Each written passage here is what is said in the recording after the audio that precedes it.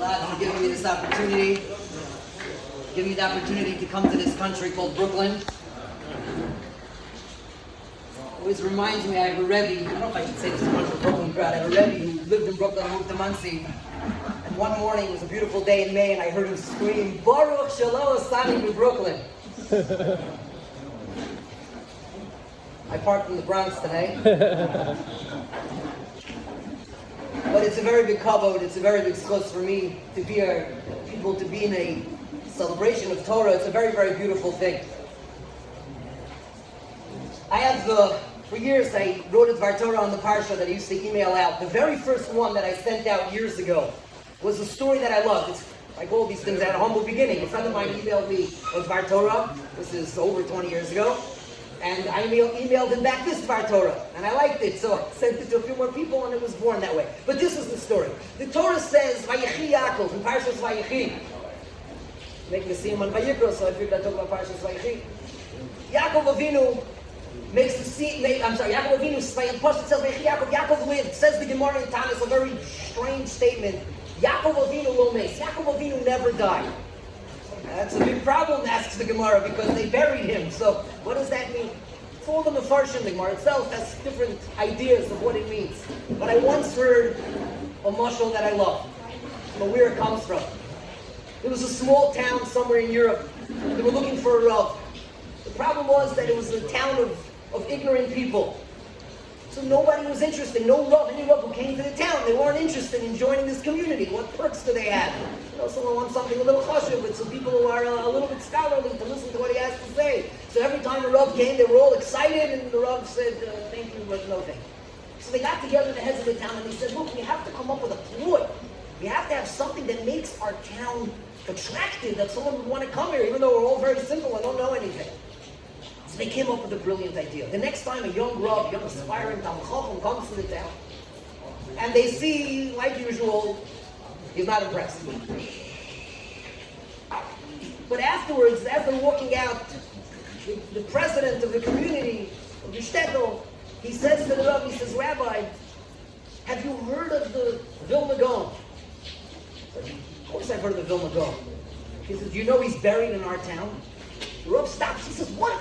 The Vilna Gaon is buried in this town? He says, wait, Rabbi, have you heard of the Chassam Sofer?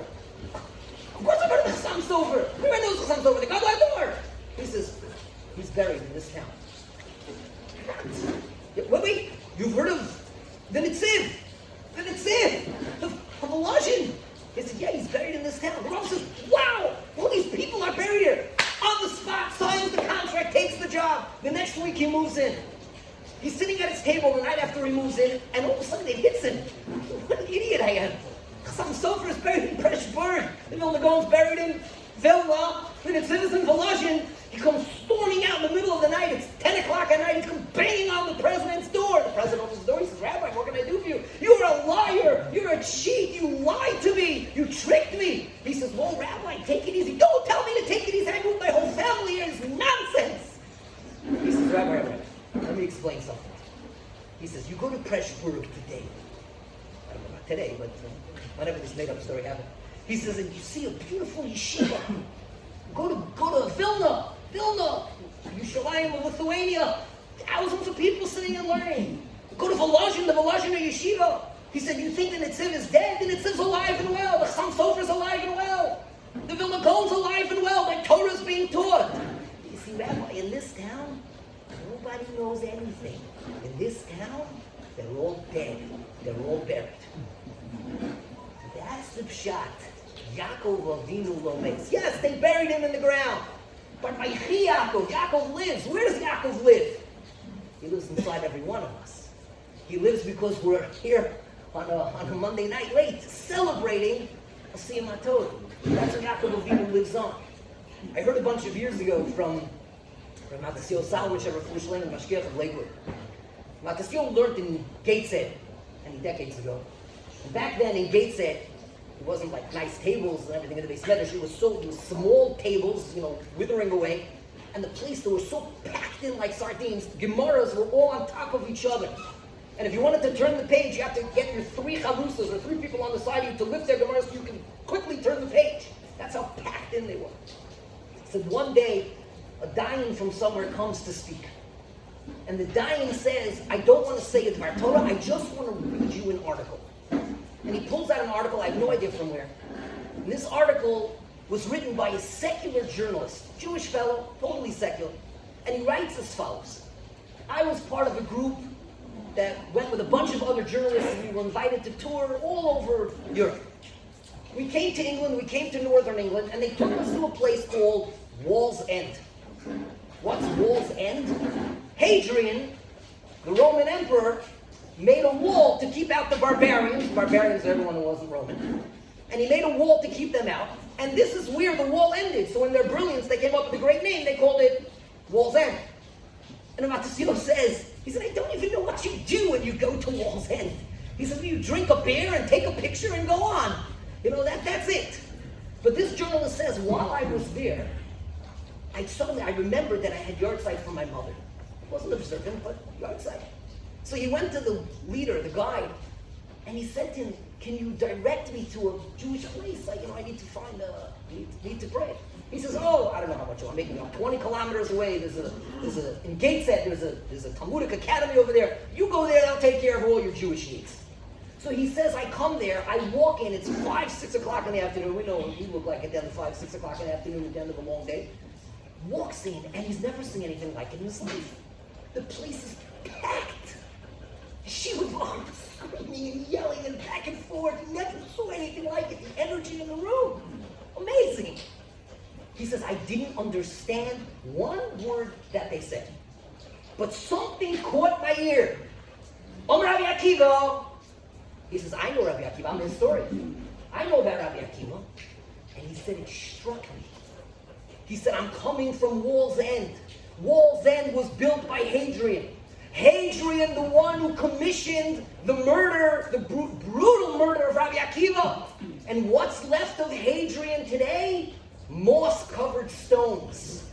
And Rabbi Akiva, you go anywhere, Australia, New Zealand, you go anywhere in the world, South America, North America, Eretz Yisrael, England, wherever you go, Rabbi Akiva, Rabbi Akiva, Rabbi Akiva. And that Dayan said, that's the message that I want to leave with you. Part of something eternal. Rabbi Soloveitchik once described, Rabbi Yosef Bar Soloveitchik once described a famous passage of what it's like in his shir. He said, I'm giving shir to young men. He said, the door opens, an old man walks in. It's my grandfather, Reb Chaim Brisker, Reb Chaim Soloveitchik, the father of all thought to the style of learning today in yeshivas. A few minutes later, the door opens again. Another old man walks in. Who's this? The Shach, the Sifsei Cohen from the 1700s. You can't learn anything in the laws of monetary responsibility without looking at the Shach. The door opens again. Who walks in? Rashi, the Rambam, the Ritva, the Ravid. He says we ask each of them to say their piece, to explain how they understand the Gemara, how they understand what's going on. And Ravina walks in, Rashi walks in, Akiva walks in. He says, and the room is alive.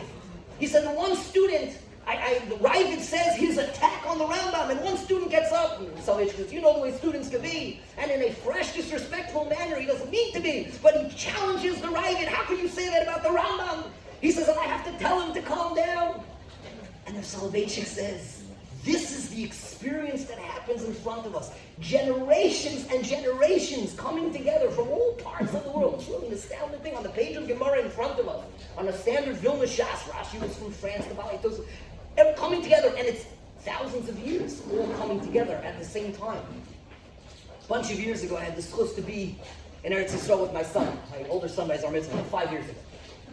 So we spent the day, we went all the way to the north of the country and came around. My brother's father-in-law, who was in IDF years ago, knows the country well. He took us to Tveria. We went all the way up north. But I saw in one of these guides that Ravina and that Abaye and Rava are buried in the north of Tzfas. I thought Abaye and Rava were buried in Bava. I was surprised to see that they're buried just north of Tzfas. So I asked my brother's father-in-law, can we stop by Abaye and Rava? My son and I were trying to keep up with what he was learning in yeshiva. We had it was the fifth parak of Kamei Machlokas Abaye and Rava. They say you don't go, I think, 3 blocks in all of Shas without encountering Abaye and Rava. The embodiment of Talmud Bavli, Abaye and Rava. So I asked him if we could stop there. He said, no, Shato, what's that? So we come, we had one of those prayer cars, the cars that you have to pray, that they make it up the mountains, especially in the north of Eretz Yisrael. So we drive up this steep mountain, it's starting to get dark. And it's, driving up the mountain by where they are, right just north of Tzfas. And we come to a spot where even the car made it up there, and that's as far as you can go. You have to walk the rest of the way, and if anyone's been there, you walk around the bend, there's a gorgeous view of Tzfas from there. And then there's a cave behind us, not a long cave. I forget who's in the front, maybe a pup, I don't remember. One Namarun is buried in the front. You walk in, and we walk in, it's already dark from outside. And I put the light from my phone, and it's a blue slab. It's a slab of stone here, and perpendicular another slab, and spray painted blue. And on both of them, and one says Tzion Abaye, and one says Tzion Rav. And I said to my son, "Let's chazer, let's review outside. I had the Gemara in my hand. Let's review. What did Abaye say? What did Rav say?" This was an amazing trip. We had this chus of Shnayim Yomi. It was an amazing trip. To me, when I think about it, it still makes me emotional. That, to me, was perhaps the highlight of the trip. The two American kids, the two American people, I'm saying, one kid, one adult, I'm saying, but like, in a different world. If I met Abaye and Rav, I wouldn't know what to say to them. What am I going to tell them about Trump, Biden, what am I going to say? We're different planets. And here's these two Americans standing next to the kever and speaking about what they argued about a shore, about an ox that gored a cow 2,000 years ago in Bavel. The connection is unbelievable. And that's what we're a part of. And we're coming to Kabbalah Satorah Be'ez Hashem in a couple of weeks. Kabbalah Satorah is the connection from all the generations throughout the world. It's an amazing yontif of an incredible connection. And I want to add one last nakuda specific for this simcha tonight. A Jew lives from parsha to parsha. So it keeps us going. And I don't think I appreciate it as much. I appreciate it always, especially in the winter months when it's cold. I really feel like the warmth of the parshios of Avraham, Yitzchak, and Yaakov, it keeps you going. I don't know what they do in Australia, but whatever, South America. But last year, I really felt it when it was like very little structure. We couldn't go to Minyan. What kept us going, it was these weeks, where these parshios, Tazria Mitzorah, Achrimos Kedoshim, a Jew lives from parsha to parsha. And it's the excitement. You meet a Jew on the street, say a vort on the parsha, machshava on the parsha. Imagine somehow you would meet your great-great-great-great-grandfather. What would you say to him? Same problem as with Abaye and Rav. What would you say? For politics, the Yankees, whatever. What do you talk about? But you say, Bahar Sinai, Man Yishni Deitz Har Sinai, and your great-great-grandfather will rattle off the rest of Rashi. And he'll say, Torah. We're connected throughout the generations. Connected through the Torah, through Gemara, and through the Chumash. That's how a Jew lives. So this is a very, very beautiful simcha, and it's a very tremendous event, and it's a chizuk for me. And I have a tremendous appreciation to be able to celebrate it.